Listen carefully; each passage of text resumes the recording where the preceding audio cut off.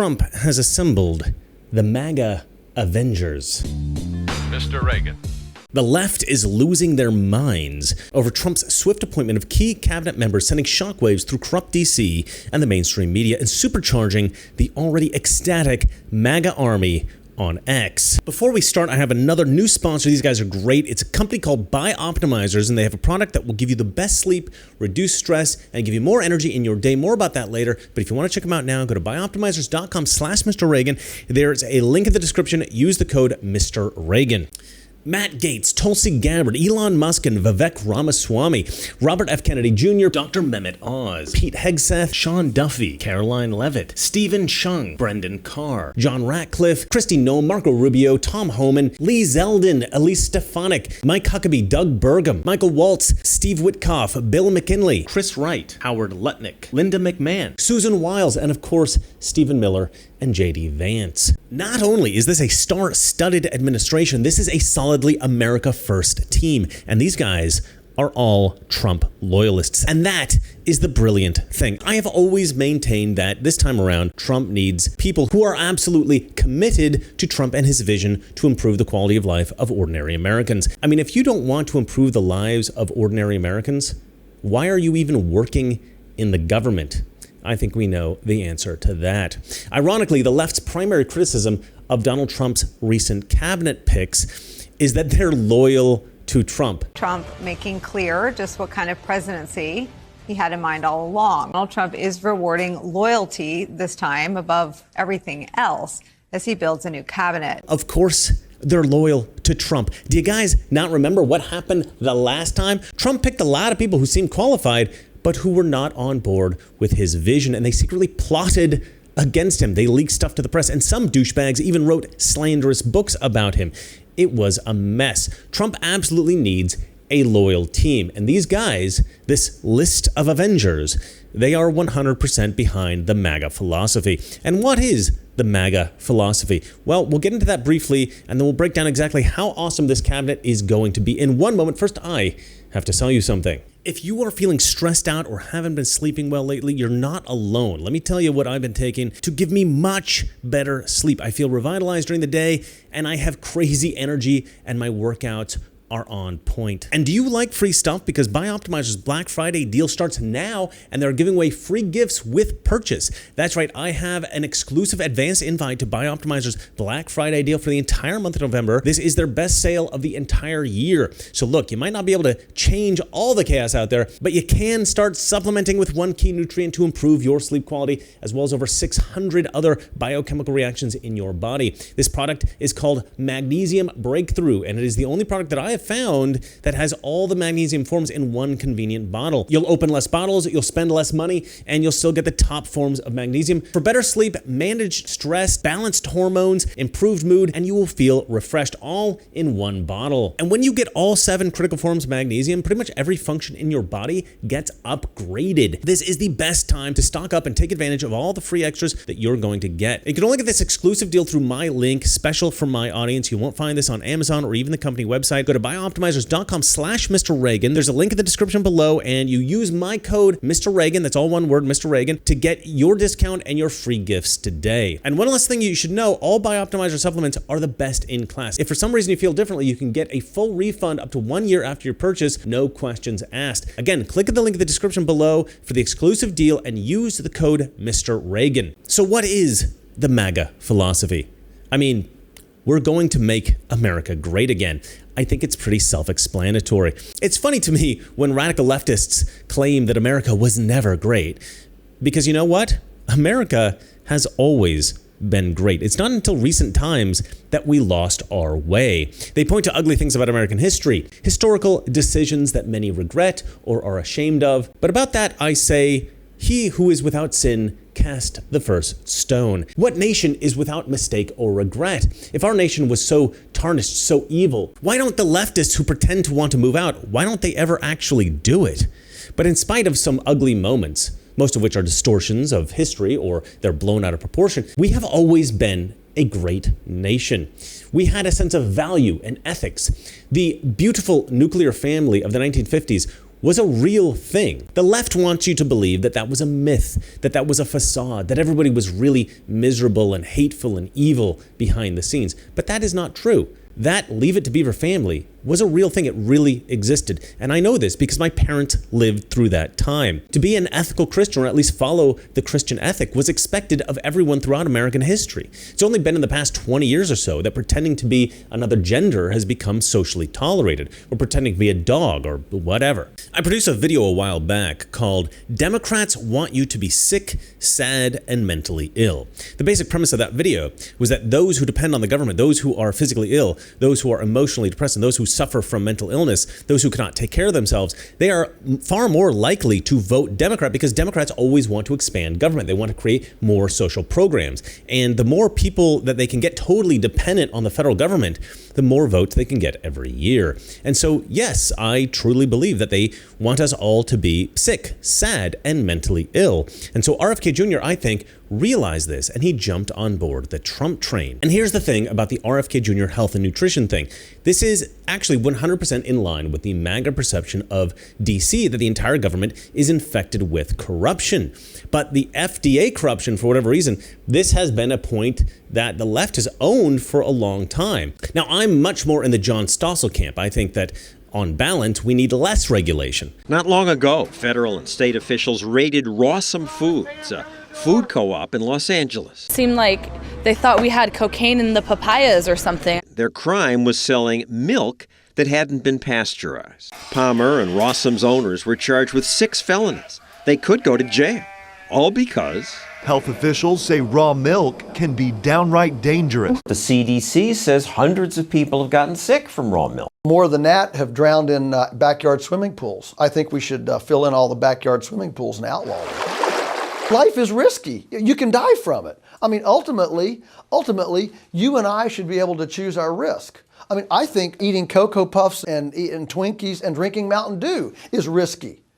But I'm not asking for a government to tell you that you can't do it. But I also do think that we need to re-examine some of the stuff in our food, and we need to make efforts to make America healthy again. And that certainly means cleaning up the FDA. And it, of course, means overhauling health and human services. So RFK Jr., he is extremely passionate about this stuff. So I'm pretty happy that he's on board. A lot of people are mad because he is a pro-abortion guy, pro-choice advocate, whatever.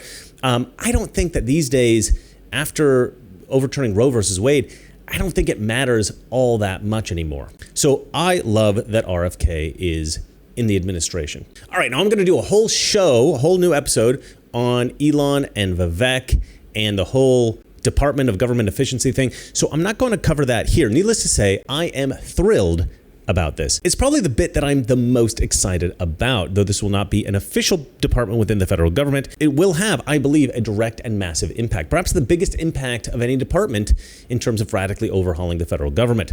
All right, now let's talk about perhaps the most controversial pick, the choice that has caused the most leftist heads to explode, the choice of Matt Gaetz as Attorney General of the United States of America. Yeah, I sort of had two reactions to this announcement. We have in the president-elect somebody who is clearly not tethered to facts or law. He has said repeatedly that there was a fraud in the election and he won it.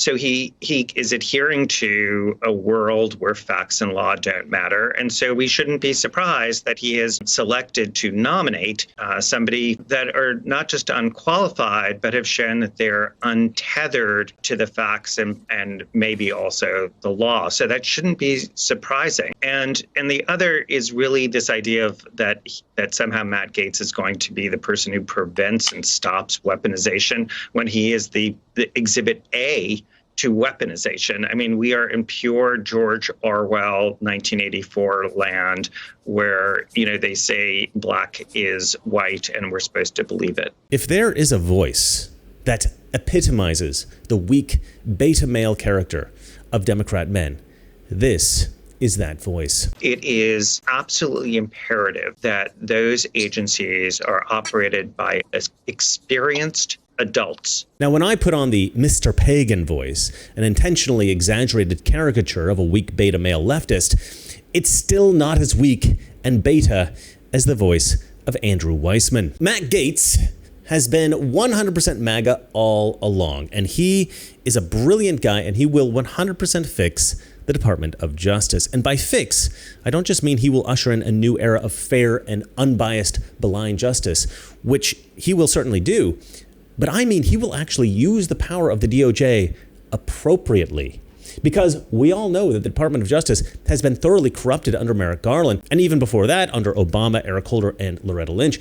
But I truly believe that the Justice Department, even under Donald Trump's first term, was completely impotent. I mean, sure, we were not going after political enemies, peaceful protesters, and parents of school children, but we should have investigated and prosecuted a slew of corrupt politicians. Sessions was weak.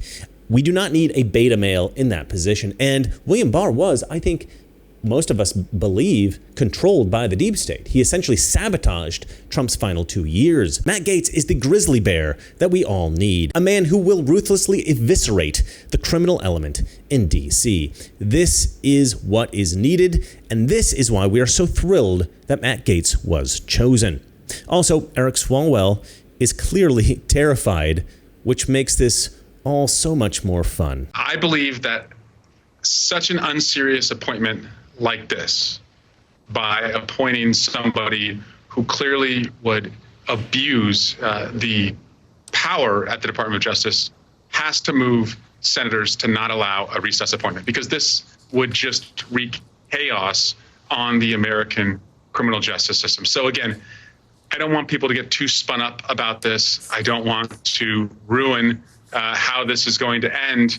But the spoiler alert is Matt Gaetz is not going to be the Attorney General. This is never going to happen. He's going to abuse the power.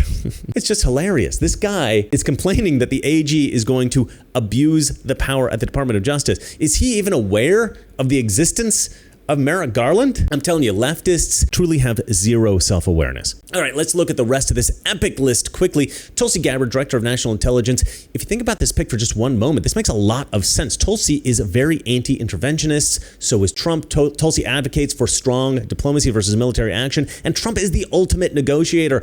Also, Tulsi is a very loyal MAGA soldier, and I think she will carry out Trump's vision without any risk of her going rogue or trying to sabotage him, as happened sometimes in the first administration. Furthermore, Tulsi being chosen as DNI is a beautiful little jab at Hillary Clinton, as Tulsi was once accused by Hillary of being an agent of Russia. Now to an extraordinary development in the presidential campaign. Hillary Clinton, the 2016 nominee, called Tulsi Gabbard, one of the current candidates, quote, the favorite of the Russians. She's the favorite of the Russians.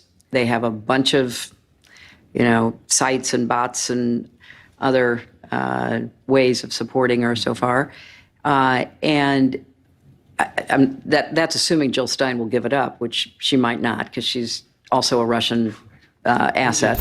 Pete Hegseth, Secretary of Defense. What a badass choice right here.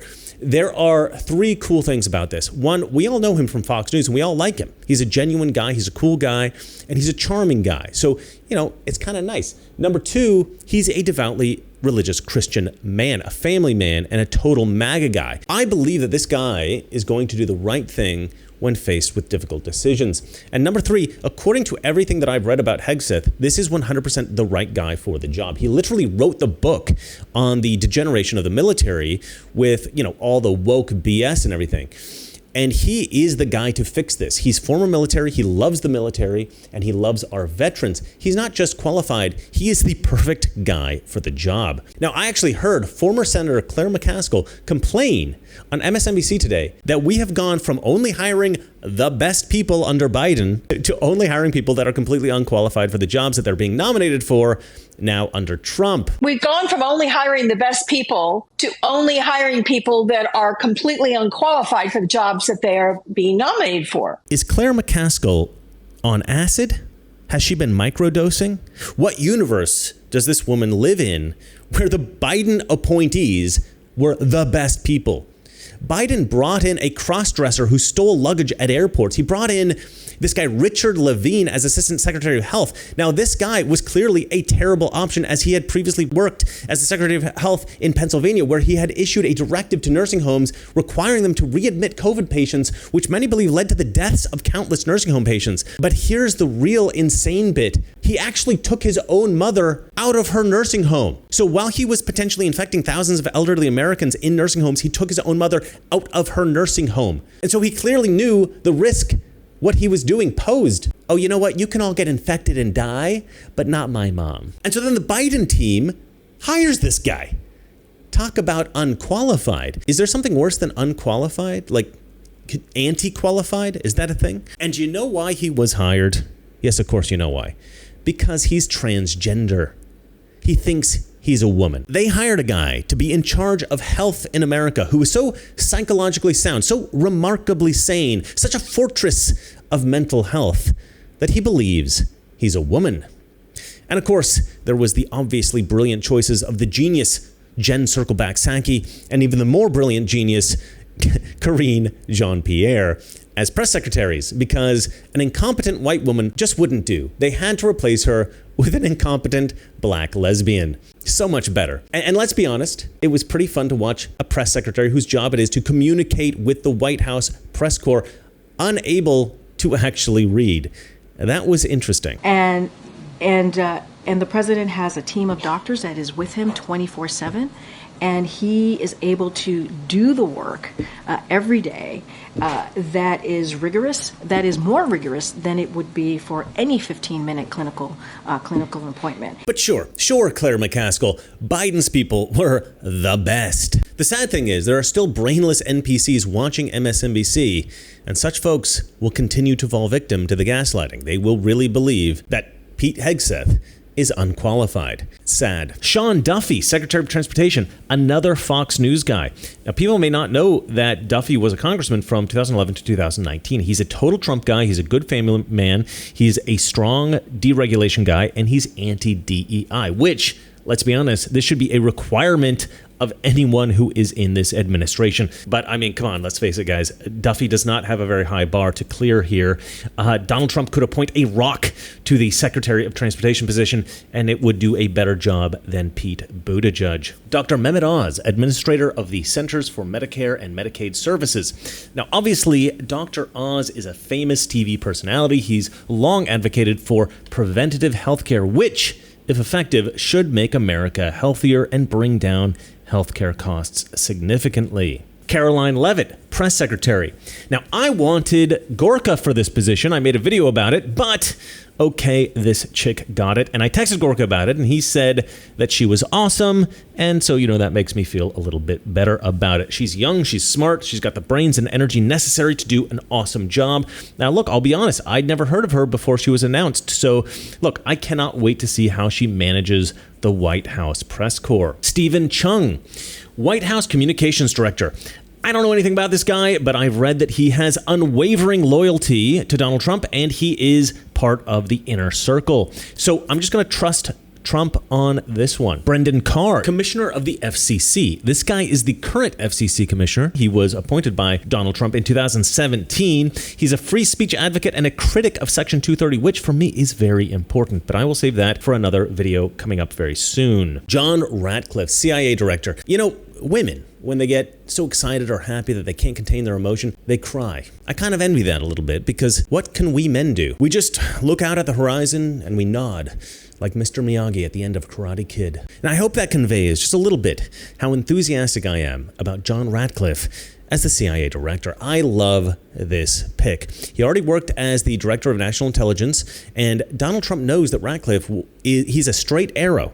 This guy is not controlled by the deep state, and he can be trusted. There are so many great things about Ratcliffe. I mean, I should do a whole video on this guy, but basically, I believe that he will help Trump dismantle the administrative levels of the CIA, cut out the corruption, and put it all back together clean and nice and corruption-free. Kristi Noem, I've heard, will head up the Animal Welfare Division of the Department of Agriculture.